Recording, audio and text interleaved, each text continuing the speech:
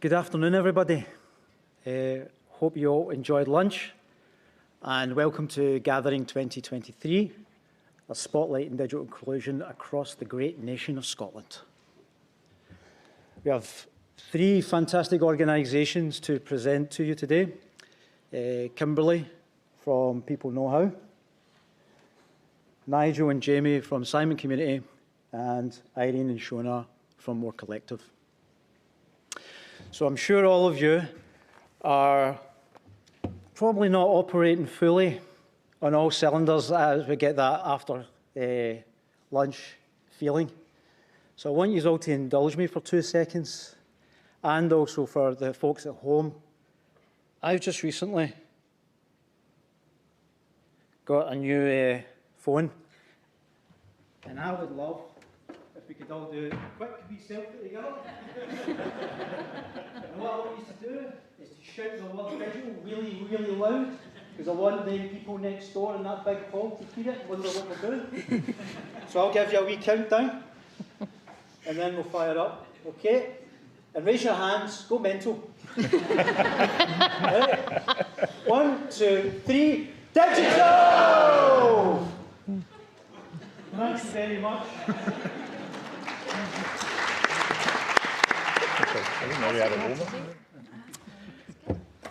So, our first speaker is Kimberly from People Know How, who I'd like to bring up to the lectern. Afternoon, everybody. Okay.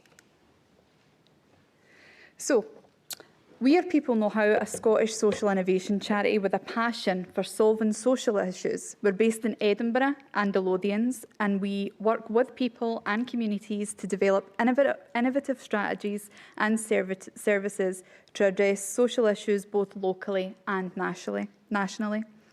Our aim is to support and empower both individuals and organisations to mobilise their assets and to realise their true potential.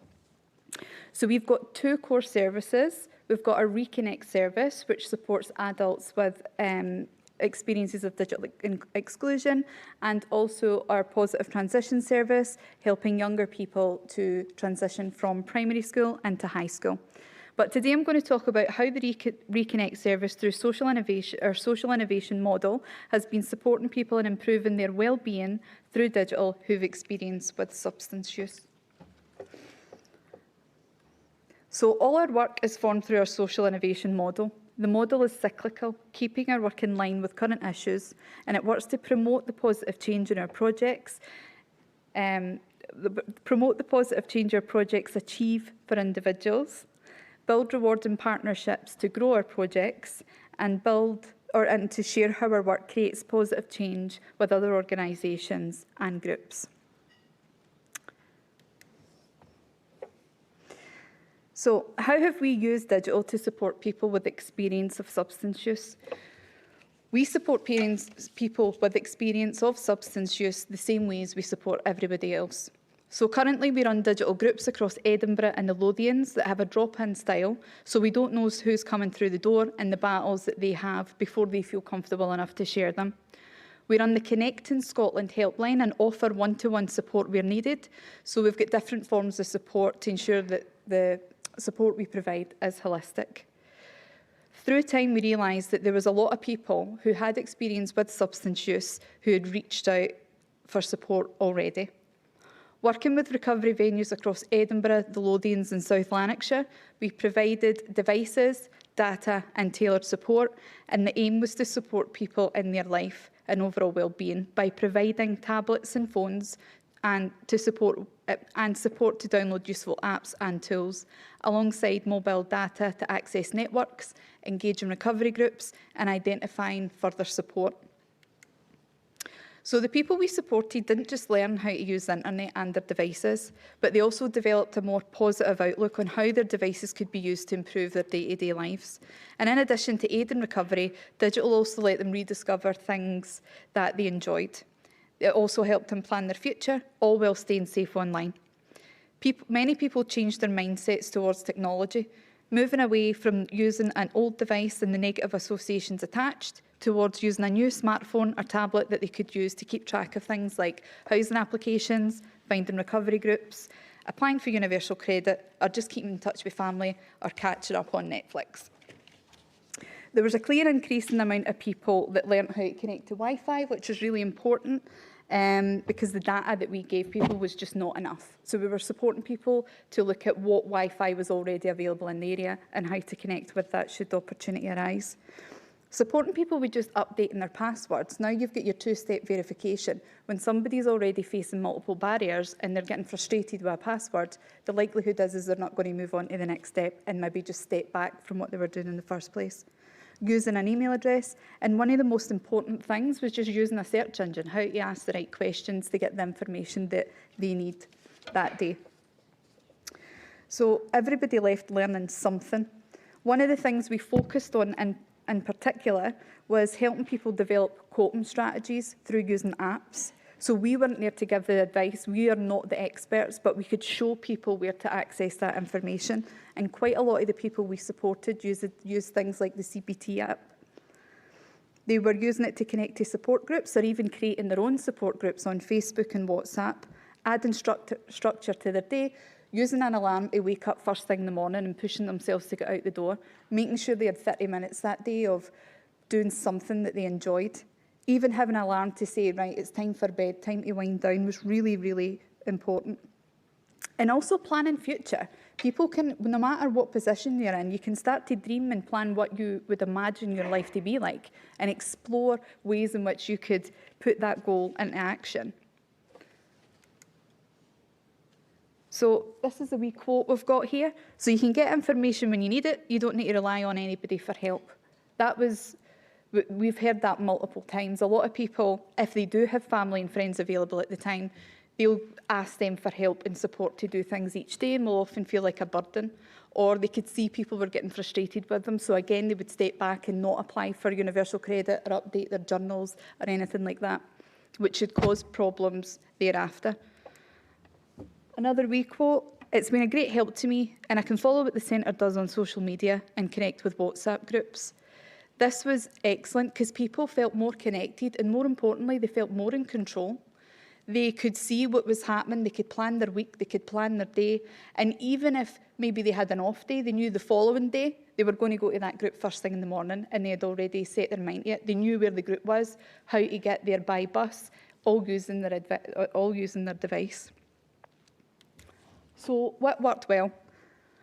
Giving people a device who have had experience with substance use, a nice, shiny, brand new device, often they would say, why do you trust us? What's to say that I'm not going to take this down to cash converters and get money for it? And I'd be like, well, you can do that if you want, or you can kind of stick with us and see what we can do with it. And if you still want to do that, then that's up to you. So even just having that trust was really, really important in establishing the relationship first off. We offered people tailored support, so whether it was one-to-one, whether we redirected folk to a group, whether it was over the phone or even on video calls, we were supporting people where they were at, which was really, really important. And through that kind of support, we could see people were regularly attending meetings. Ensuring that we're working with people with lived experience and listening to them and really taking note of what their experiences are. If you're giving devices out and you're giving it at one of the recovery hubs and they don't want to go there because they know Jimmy, who they used to hang out with 5 years ago, listen to them, find another place, find another area and use that experience to see how everybody else feels about where their support is given. Following the expert's lead. We're not the experts.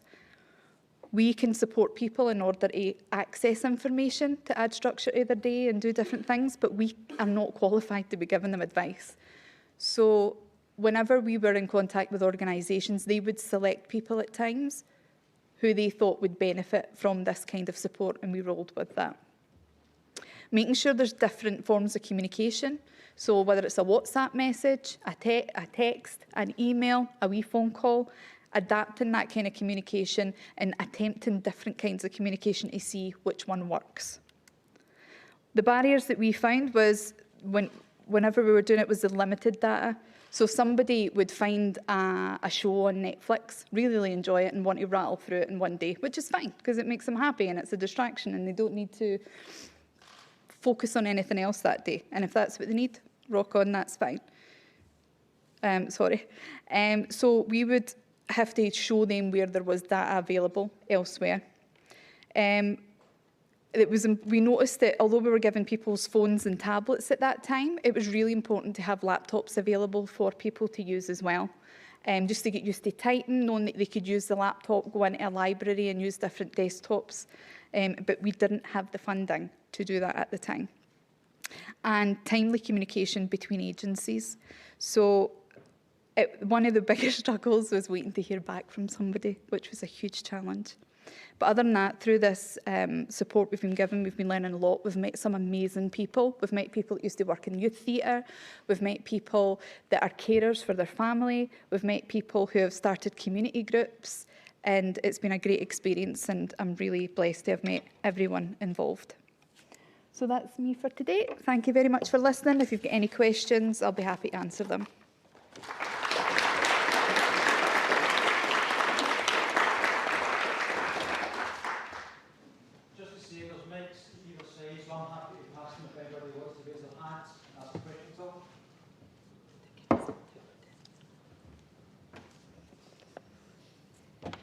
No. That suits me.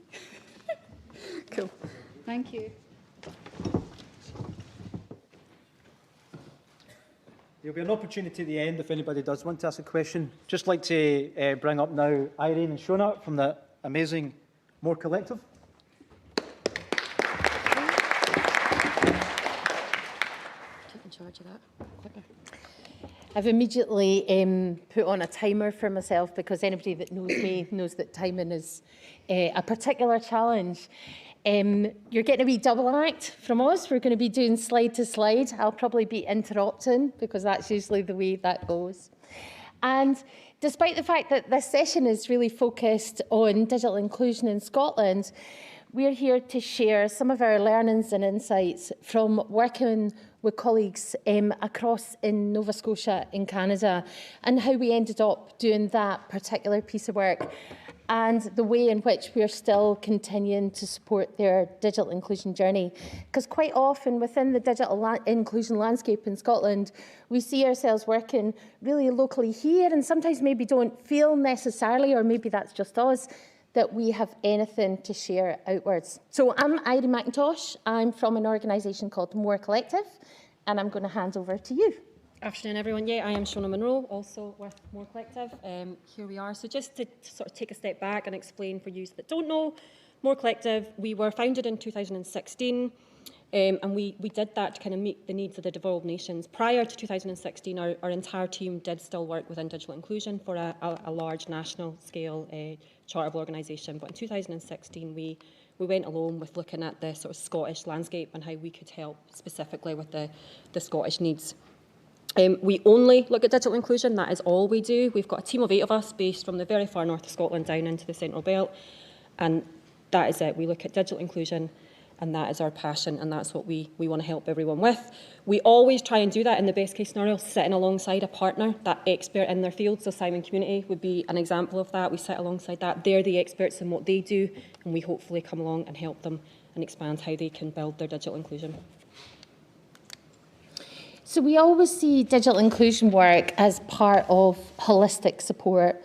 We always take a rights-based approach to the work we do. So we see how digital inequality impacts on all sorts of other inequalities and how people who are facing these inequalities, digital contributes to that and can make that situation worse. During the pandemic, so we'd been talking this talk for sort of 13 years, like a long time. We've been sort of looking at digital inclusion in this very specific way. And pre-pandemic, a lot of the conversation was trying to make a case for it.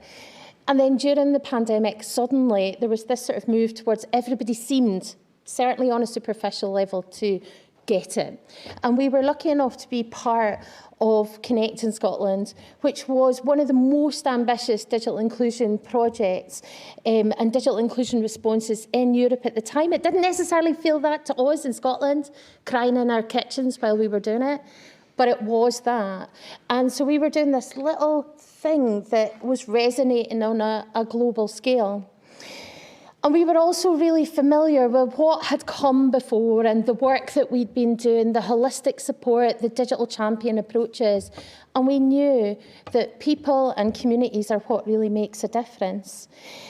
And in doing that work, through the relationships that we were building, the networks that we were building, there was an increased focus globally on what was happening here. And at that particular point, we were approached by colleagues in Canada, in Nova Scotia in particular. And that organisation are now set up and running as Geo Nova Scotia. And as Irene said, they looked to us. They looked globally, and they landed in Scotland. And as Irene said, the Connected Scotland programme was what they saw as best practice. It was something they wanted to replicate. They knew that they could give out devices and data, but it wasn't enough. They wanted to look at that third aspect, which was the digital skills and that digital champion model, which is exactly what Connect in Scotland was doing at the time. So they looked to Scotland, they said, that's what we want to do, and they got in touch with us, and they really wanted to replicate that grassroots level, making sure everyone had the support. So we had various conversations, got very excited about the potential work in Canada, and we quickly realised that we were both on the same page, we both had the same morals, we both had the same aspirations, which was to really help people and move that forward.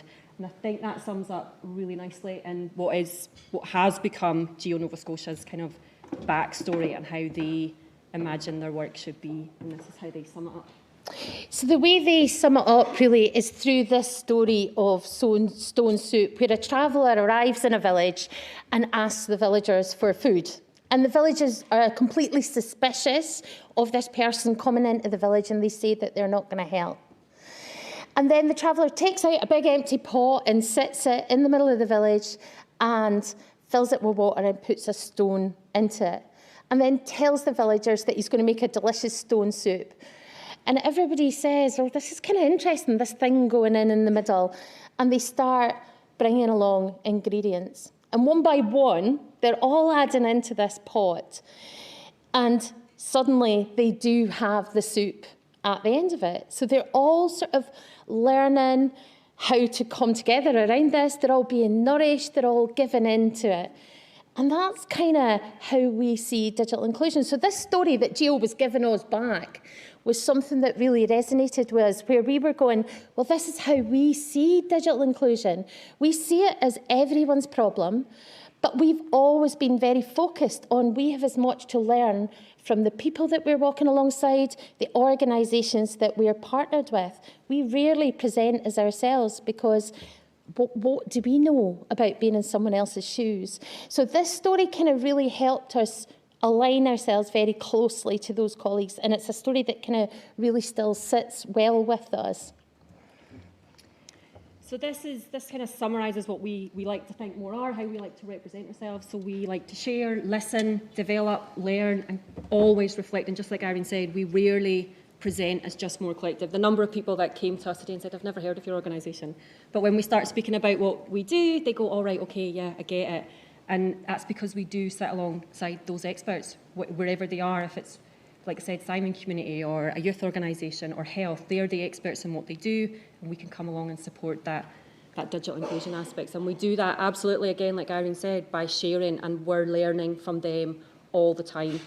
In Canada, one of the larger scale projects we did was with newcomers, which is a very different political landscape in Canada than it is in the UK. The language is different, but the digital inclusion aspects and challenges that come with newcomers are exactly the same. And we were thankful that we could share our knowledge and our experience in what we've done in this country with the newcomers, and we just kept evolving and moving on with Geo as we went. And I was going to say about the staff training.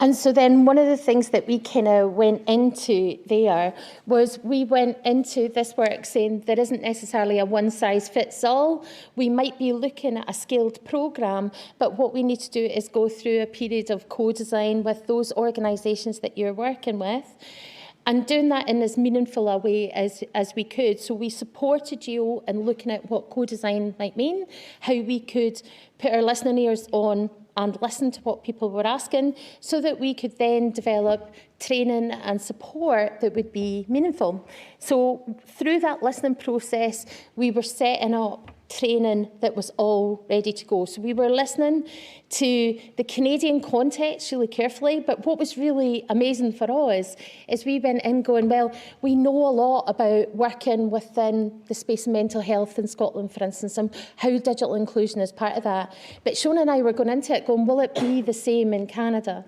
And while there are elements that are different and pathways that are maybe different, the similarities, the inequalities, they are really, really similar. So we had actually both a lot to learn and a lot to share. And we were then developing the programmes of training for digital champions, for organisations, and also for the frontline staff that were part of Team Geo. So we're trying to give them all of our stuff while we're learning from them at the same time.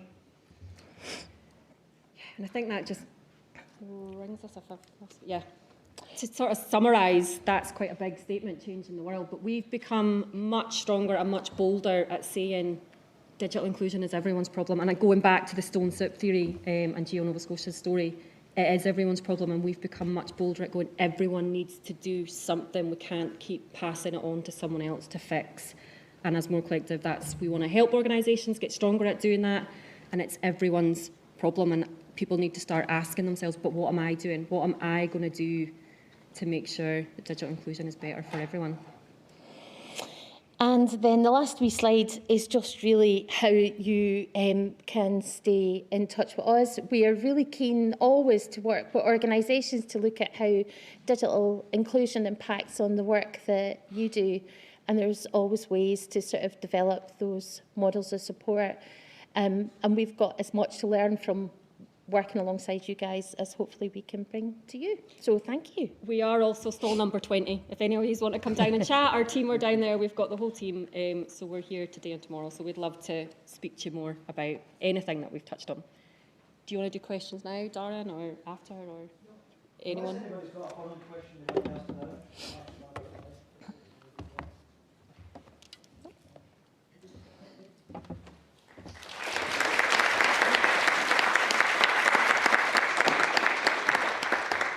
So last but not least, and please do ask questions at the end. Just encourage you, there is no silly question. First time that I met Jamie, which was about 5 years ago, at a digital event, and he was explaining to me what Simon Community was about and how they helped homeless people. I asked the question, why do homeless people need mobile phones? An all genuine question of what that is, and he was very gracious in his answer to me, and I've never forgotten that. So I'm really excited to hear what Jamie and Nigel have got to say. Thank you, Dan.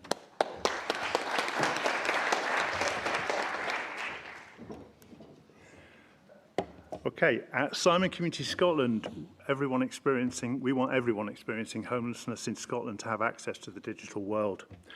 We set up Get Digital Scotland, a national digital programme for Scotland's homelessness sector, back in 2017. A whole 6 years ago now. We've been leading on digital inclusion throughout Scotland's homelessness sector, and today we'll be sharing some key learnings from our Get Connected programme with you. I'm Nigel Galea, I'm Digital Inclusion Programme Manager at Simon Community Scotland, and you'll be hearing from my colleague Jamie, who will take you through the second half of the presentation.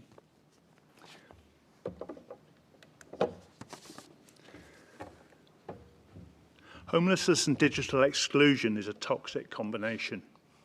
Homelessness is harmful and it's increasing. It creates trauma, no place of safety, and has significant health and wellbeing impacts on the person. There are currently over 39,000 people experiencing homelessness in Scotland, which is an increase of 10% year on year. Regardless of what you've heard over the weekend, homelessness is not a lifestyle choice. People who are experiencing homelessness face digital and wider exclusions. There are some of the most digitally excluded in society, and they are denied choice, independence and dignity as a result of this. Digitisation is increasing rapidly, and the digital divide is getting wider. This is particularly relevant in the health sector, where we're starting to see a revolution in digitisation. At Simon Community, we see the whole person. Our person-centred, trauma-informed approach has 5 key headings. Safety, ensuring that physical and emotional safety of an individual is addressed as a first important step. Choice, the more choice an individual has, the more control they have over their service experience, including what devices and support works for them. Collaboration, walking alongside a person, being prepared to slow down, speed up, and change direction as required. Trustworthiness, our values are fully aligned to the supported person. We believe that everyone deserves a safe place to live and access to the support they need. And empowerment, recognise and celebrate the person's strengths and seek opportunities to build on these for their long-term well-being.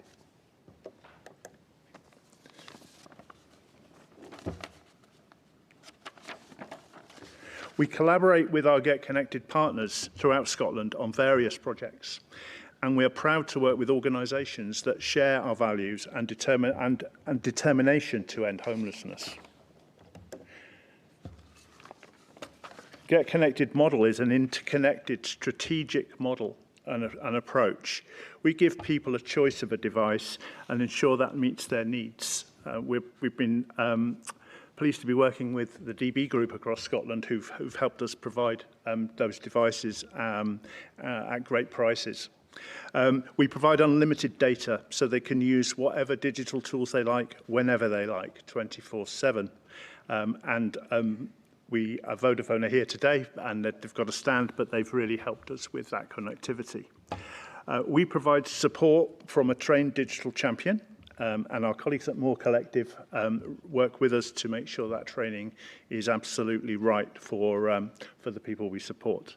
And our skills frameworks are informed by lived experience and available to access online at any time. From the service user's point of view, everything is delivered by the worker that they know and they have a trusted relationship with. The workers are trauma-informed, experienced and knowledgeable around the issues related to homelessness and also the person's personal situation.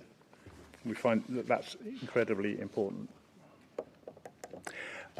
Just a quick bit about our journey. So starting in 2020 as a response to the pandemic, we ran a pilot project for just 36 people, connecting them to the digital world, and the impact was extremely positive.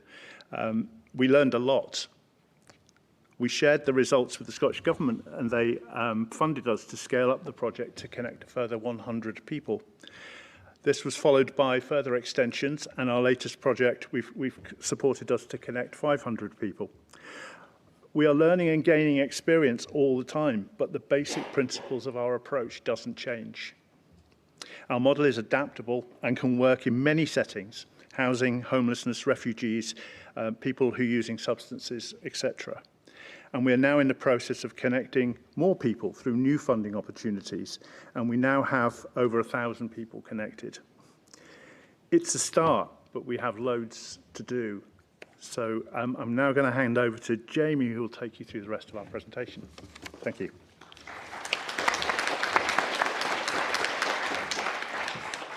Hi everyone, my name's Jamie, I'm Head of Digital at Simon Community, and yeah, just seeing that journey, it's important to know that More Collective have been on that journey with us since day one actually, so it's been great to sort of share that learning with them, and you know, they work in so many different areas, so them coming back and sharing their knowledge as well has been a real source of making sure that we're hitting the right button, so thanks to Irene and Shauna for that.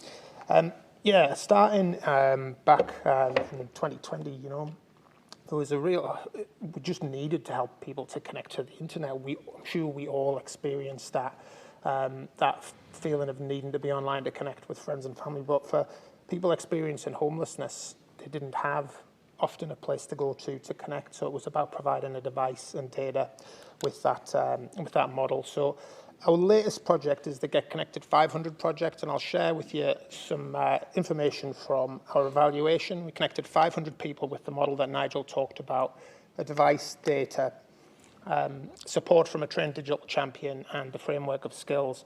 And then we evaluated the project with surveys and interviews with all of the people who were involved, including the staff and the participants.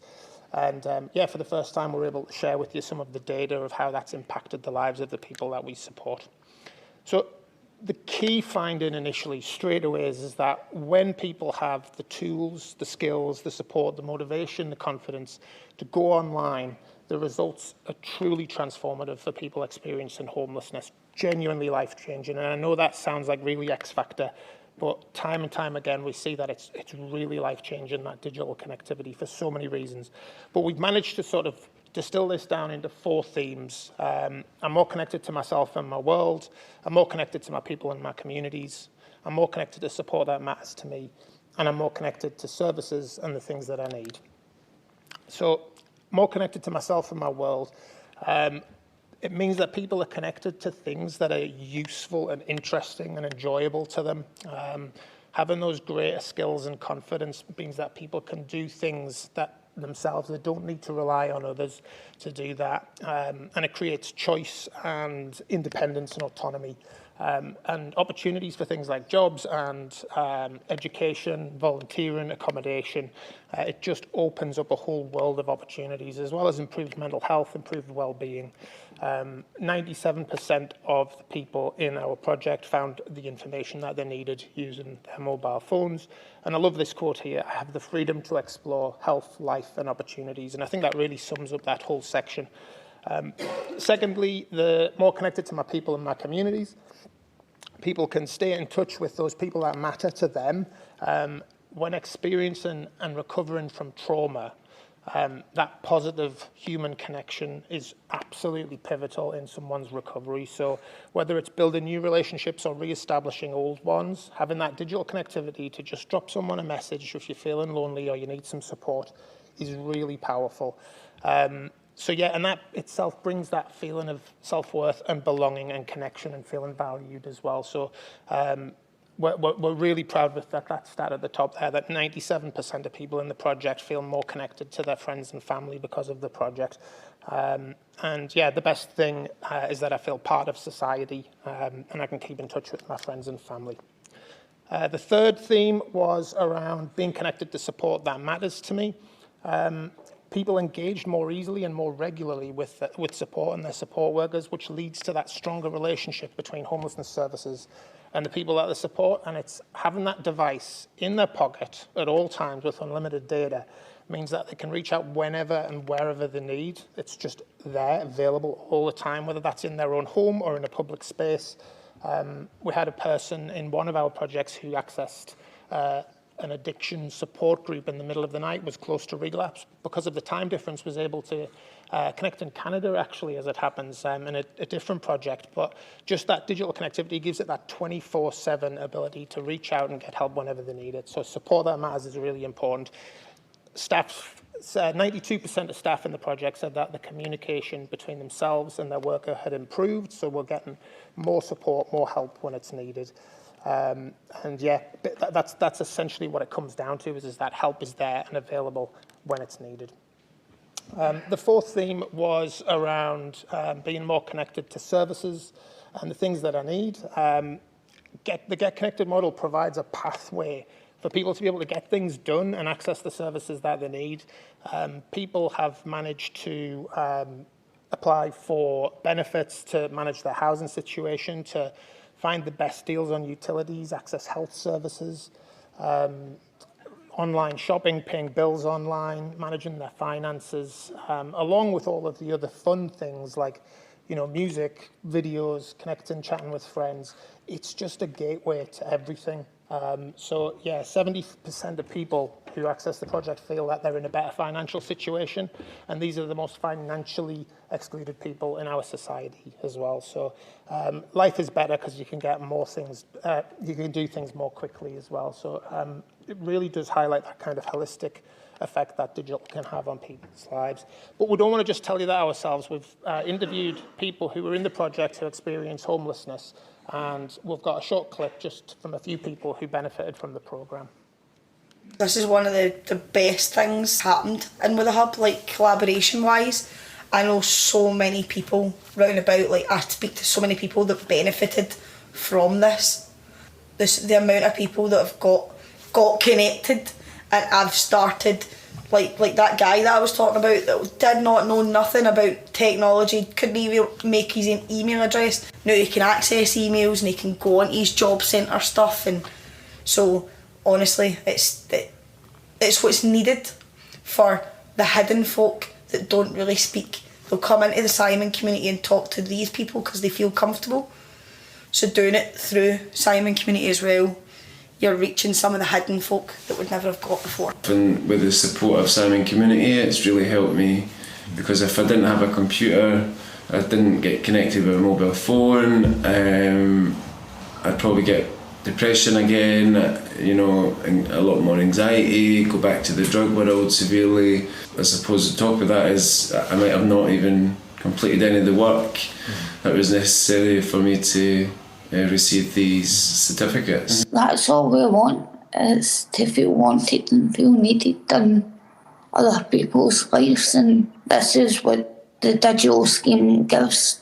She's available to us and we're available to her. But it was the phone was a link, it made it, pulled it together, and that's what's helped us sustain the tenancy. It's helped me being able to stay in touch with like my housing officer, my support workers, mental and physical health workers, like doctors and Kevin and other people. So it really has helped me, it really has. It's a lifeline to me. It's a lifeline. That's the one phrase in our projects that we've heard over and over again when people are given a device and unlimited connectivity and a bit of support to help them navigate the things that they want to do. It's a lifeline is the phrase that we've heard over and over again throughout our evaluation. So what does all this mean? I guess the thing that we've been trying to look at is you know, this is great, we've got all these things happening, but so what? And I think the fundamental thing that comes out is that people feel, think and act differently when they're digitally included. People feel valued and respected and more independent. They feel better physically and emotionally and mentally. They think differently with optimism, like Kimberly was saying, about the future, about what might be possible, and they have the ability to make change in their lives. And people act differently because they're taking practical steps to improve their well-being, to work on their relationships, to take control of their housing situation, and put things in place to live the life that they want to live, and digital is the mechanism that enables them to do that. So yeah, putting all these things in place certainly allows people to contribute towards resolving their homelessness. So Get Connected is a pathway to inclusion. That's what we've found with what the evidence is pointing towards, is that digital inclusion doesn't just include people in digital, it's a pathway back into society, and it's that pathway to all of the types of inclusion: social inclusion, health inclusion, financial inclusion, educational, cultural, democratic inclusion. So it's just absolutely critical that we find ways to help people to connect to the online world. So what are we learning, just to finish? There's 5 key points that we wanted to share with you. And firstly is that it starts with empathy. It's about understanding that digital exclusion is a severe disadvantage in life, and it's about how much of a positive difference it can be made when it happens. Secondly, that digital inclusion needs to be where relationships are. It's about finding places where those relationships exist and wrapping digital inclusion around it. People feel much more comfortable doing digital stuff when it's with a trusted person in a local place. Familiarity is key. As per the last slide, digital inclusion is a gateway to wider inclusion. It opens those doors, creates opportunities, and levels the playing field. And it also enables us citizens to influence wider change as well. We can create opportunities for leadership and policymakers to, to hear the voices of the people that we support. So it's a really good opportunity for people to not only respond digitally, but also advocate for their needs as well. And finally, with homelessness on the rise, and like Nigel said, regardless of what was said at the weekend around homelessness being a lifestyle choice, we must keep investing and strengthening this work. People who experience homelessness live all kinds of trauma and experience all kinds of harms right across the board. So if we can find a way through this model to help people to reconnect with society and move forward in their lives, it's a really worthwhile investment. So yeah, fundamentally it comes down to equality. We want everyone to have the same opportunities that I'm sure all or the vast majority of us in this room would have. The Get Connected report, the 500 report, is going to be published within the next couple of weeks. And if you want to sign up to the Simon Community newsletter, we'll be sending it out, but it will also be on social media and the Simon Community and Get Digital websites. But yeah, thanks very much for listening.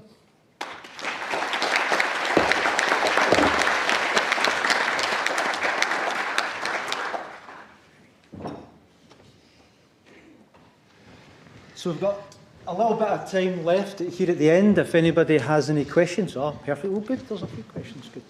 Right.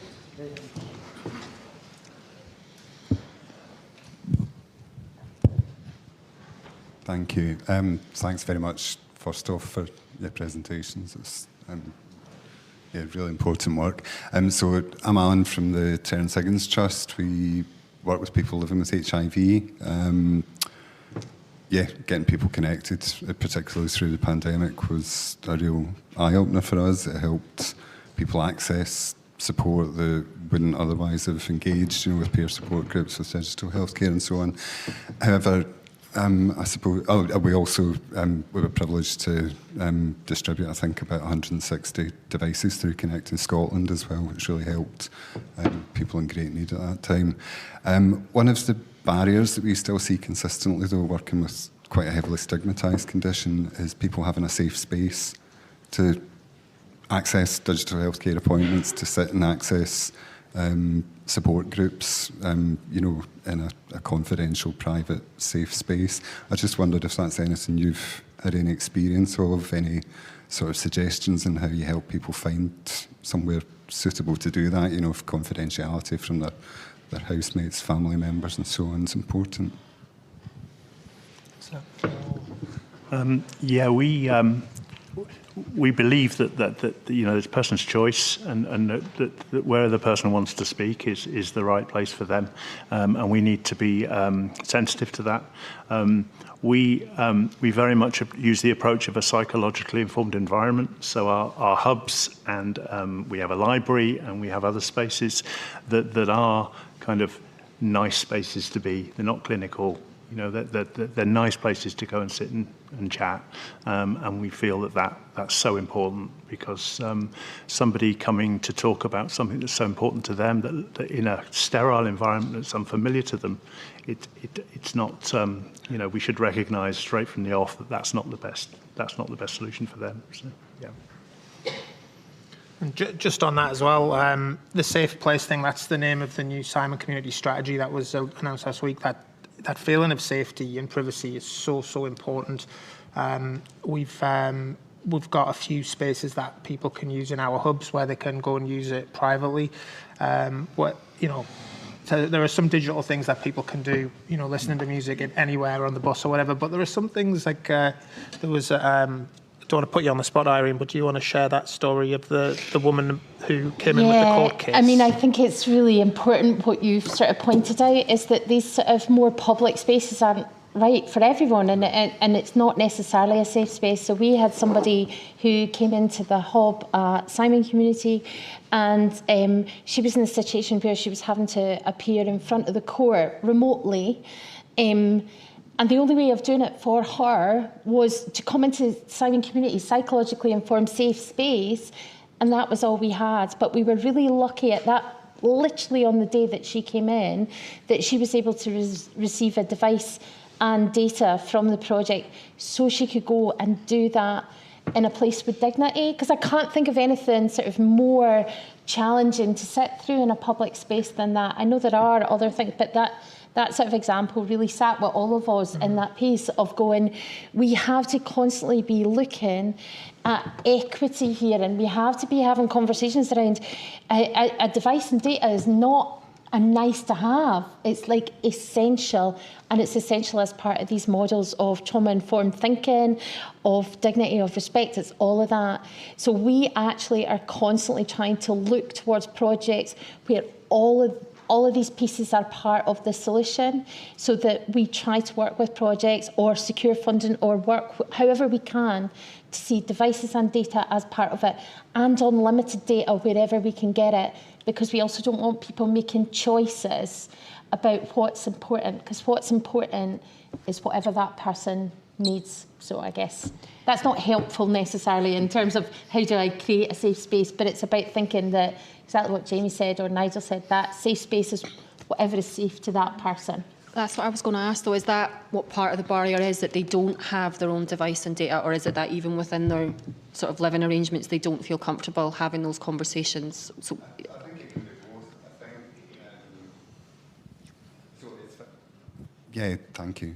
So I think it's easier for people that are in kind of larger urban areas. You know, they can come to our centre. We can arrange kind of safe space, you know, in other facilities locally. But you know, we also deal with people who are excluded and living in rural areas. And yeah, it's about having a space where they can talk openly and confidently with their peers or with their healthcare provider, without fear of being overheard, without you know, editing what they say because they need to talk about something that isn't, you know, widely shared with the people around them. So yeah, and for other people, yeah, it's simply getting them a device in the first place. So I guess some of the solution is to ensure that they have their own device and data, but then where do they feel comfortable still speaking about their challenges as well?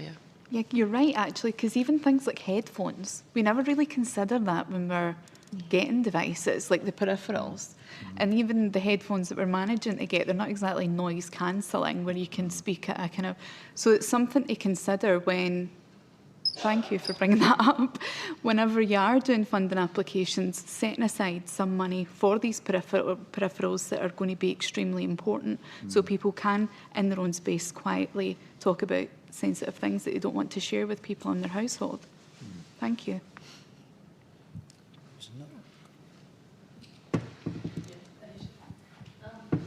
So I came to digital quite late, and the COVID was very much a driver of that.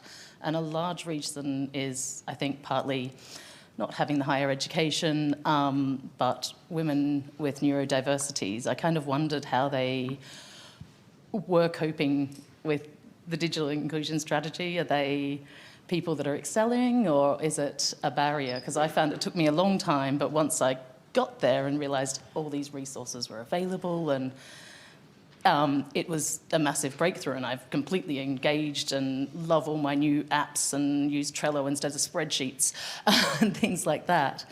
But it took me a long time to get there, and it was really that push of COVID having to make me do that. And things like passwords and all those things I find still really difficult, that two-factor authentication.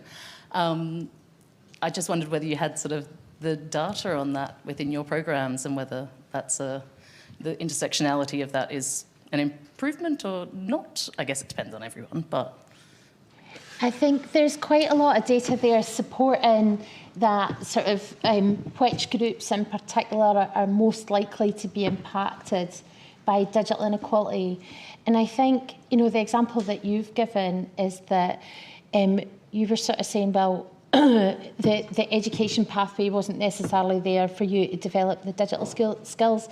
And we know that a lot of people have different relationships with education pathways, different life experiences, and we know that digital inequality or digital exclusion or not having the digital skills and understanding is all part of that. So it definitely is, and there's lots of stuff there that can create an evidence base for you if that's what you're looking at. We always come at it from the perspective, though, of those folk that are negatively impacted have been let down by all of us, like by all of these systems that are coming at them, all of these pathways they're supposed to go through that are this one size fits all, like you're just going to fit in this way.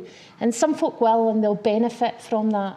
And other folk just haven't had the opportunity to develop the skills in the right way that's meaningful to them. You know, you gave the example of Trello rather than Excel, but there's all of this, all of it. And so it is about really listening to what folk need and creating a solution that is really right for that person. So I think that the data's there and we can send it your direction if that's the particular bit that you're interested in, but I think it's about all of us collectively looking in the room and going, how are we carrying on, like making this continue to be a problem? What are we, each of us, doing to challenge that? Because it's all of our fault, and we need to all be part of that solution as well, I guess. And I think, just like you said, COVID was great. It accelerated some people's skills, and just like you said, it really pushed you into that world. But for the people that didn't manage to get in, they're now even further away from it, because digital's accelerated at such a pace and it's even more advanced than it was prior to COVID. So for those people that didn't jump on, it's even harder. The starting point seems even further away. So there's still loads of work that we all need to do and think about how we help. And folks' negative life experience as well, they take that guilt on themselves, going, it's kind of my fault. So we'll hear from older adults a lot of the time, I'm too old for this, hen, or I'm too daft for this, or whatever. But that's actually what everybody else has told them. So we were talking about working with groups that are highly stigmatised. We've done a lot of work with Simon Community with women that are currently using drugs, and what we hear all the time is, I don't really deserve this, don't give it to me, give it to someone else you can help. And again, that's a kind of feeling on all of us, that person doesn't feel valued in the right way to have the confidence that they need to go, I'm going to give this a shot. So a big part of what we do is helping organisations and frontline staff say, you don't need to be the expert here. You don't need to say, I'm going to show you how to use the internet. You need to sit alongside somebody and say, what could this be for you? I think you can do this. I think we can learn together. And I think that's what shifts that narrative and that power. Yeah, I think as you were saying, the approach is holistic. You kind of take into consideration the whole person. And that's our approach. Where is that lady? She disappeared. Shall we? Is she away? No, she's there. Did you change seats? Oh, you're there. Yeah, so we use that approach. As I was saying, whenever we were doing the kind of drop-in style groups, we were getting people along who we didn't know had experience with substance use. We were just taking whoever kind of came in the door. And we do that kind of across the board. But then we'll find different strategies that work for that person. And it's been quite interesting during COVID, because there was a lot of people who had been furloughed coming to digital groups thereafter, being more open because of the trust and the relationships that we had built, and saying, well, I actually really struggle with looking at numbers. They kind of look a wee bit weird on the page. And then there would be things that would be said, be like, right, and then you would signpost and whatnot. But it's about not only supporting people to explore strategies that will suit their needs, but making sure people are saying, this is how I work. I know that this is how what you're asking, but this is what I can do, and I can reach that goal, but I just do it in my way. And it's about increasing that confidence and letting people just own it. Yeah.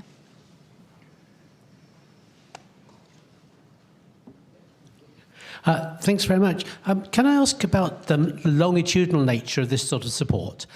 When you're giving people a device, what period of time are you assuming that will serve them for? And do you have any kind of exit plans and so on? I've done some work in my time about helping older people get started using the internet from home, and it's fine initially, but then suppliers change requirements and the browser they're using no longer works, and the complexities of trying to upgrade and move on can be absolutely horrendous. And also, if you are providing with people with unlimited data, do you commit to that for quite a good number of years? If you can say something about the long term and the exit, that'd be great.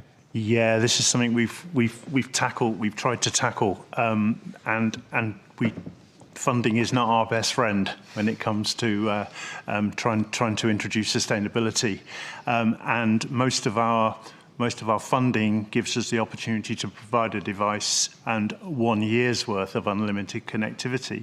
But we set ourselves a goal at the beginning of our Get Connected 500 to go back round and speak to every single person when they were coming to the end of that 1 year, and discuss with them what options they had available to them.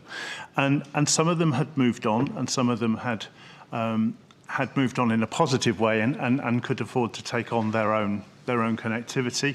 But a lot of people couldn't, and a lot of people needed that extra support. And we used several different strategies, one of them being like the National Data Bank, which is sort of free data, and we were kind of brokers in that, so we made sure that, you know, we could get them that free data and make sure that they could port their number and they could connect so that it was as seamless as possible. And, you know, we will still work with people. We work with people in the homeless community in Scotland who we've known for a long time, and we will always try and help them to sustain that digital connection. But the big issue with funding models is that they do come to an end, and, you know, probably the worst outcome is then that person goes back to square one and starts the whole journey again, and that's obviously not something, you know, we all want to try and avoid. You know, so we're always looking at ways of trying to sustain that connection time after time. Includes devices as well. People lose devices. They leave them on buses. They get them stolen. Certainly, you know, in the chaotic lives some of the people we work with lead, you know, it's difficult for them to hold on to a device. That's absolutely no kind of, we look at them as being like, yeah, you need another device, we'll get you another device. It's not something that you know, there's no tariff, there's no limit. You know, we need to keep people connected for as long as we possibly can. So. Yeah, just on the back of that, what Nigel was saying, we created a resource called Get Connected, Stay Connected. So it's all about that sustainability piece. And that's a resource for the people we support, but also for staff. So when they have those kind of engagements with the people who are accessing the service, they can look at what's the best option for that person. It might be that they're now in work and can afford to take on the cost of connectivity themselves, and they'll help them to look at what is the best deal. It might be that they're moving into a tenancy and they can look at maybe accessing some social broadband. It might be that we can, I know Vodafone have charity SIMs at the moment with 6 months worth of data that can be accessed. Is that still going? I'm not sure. Yep, that is still going, yeah. So there are a number of different ways we can go, but it's just person-centered. It's about what's best for that person. What is, what do they need to use the device for? What's their financial situation? If there's no money available, how can we support that with what limited funds or options we have? So it's definitely on our radar, but unfortunately, it always does come with a cost. So it's funding dependent. Just have one more time for one more question from the gentleman here. Hope it's a good one. Can any of you speak to experience or thoughts around creating digital spaces for beneficiaries, either for peer-to-peer support and discussion during the programmes, but then also this lifelong longitudinal connectivity and staying in touch with the expanding digital gap? How do that? Is, I know you open a whole can of worms around moderation, do no wrong, community standards and stuff. Really interested to hear any takes on that. Are you talking about like an online space? A digital space, a digital community on whichever platform. And I guess a lot of the work that I guess all of us are doing around the table is really the sort of in real life rather than that sort of moderated space online necessarily. So some of the organisations we've worked with have been looking to do that kind of work, so create facilitated and supported spaces online. So one of the organisations, for instance, is Neighbourhood Networks, who might be in the room. I don't see them, but they certainly would be a good one to talk to. They sort of rolled out a really significant sort of pandemic response to a very diverse membership to help them engage in the digital space where they were delivering activities, connection, all sorts of things for folk with a wide variety of needs and sort of support needs really. And they're also member-led, so everything that they do is participatory. It's very informed by the members themselves. So if they aren't here today, I would sort of strongly suggest talking to them about how they went about creating that online space. One of the first pieces of work that we did, so we helped Neighbourhood Networks with that journey, was we all looked at the support network around around the members as well and help give them confidence in engaging with the digital space. We talked about safety, security, boundaries, like all of those kind of challenging things. We also did a lot of work with staff around what kind of boundaries did the staff feel that they needed to set, what safety concerns did they have, what did they need in terms of support. So we also kind of created that safe space for a sort of guided staff discussion on the issue. We introduced policies and things like that, like acceptable use policy. We did little test and learn projects of sort of little WhatsApp groups to see what that was going to feel like. And again, neighbourhood networks will tell you better, because we stop in and out of organisations to sort of help frame and support and share. But neighbourhood networks, I guess one of the things that they would definitely say is, again, what we say, there isn't a one-size-fits-all there. So what suited some members wouldn't suit every member. So they were able to create solutions that were kind of really tailored to meet that diverse population they walk alongside. So I would totally suggest hitting those guys up. Thank you.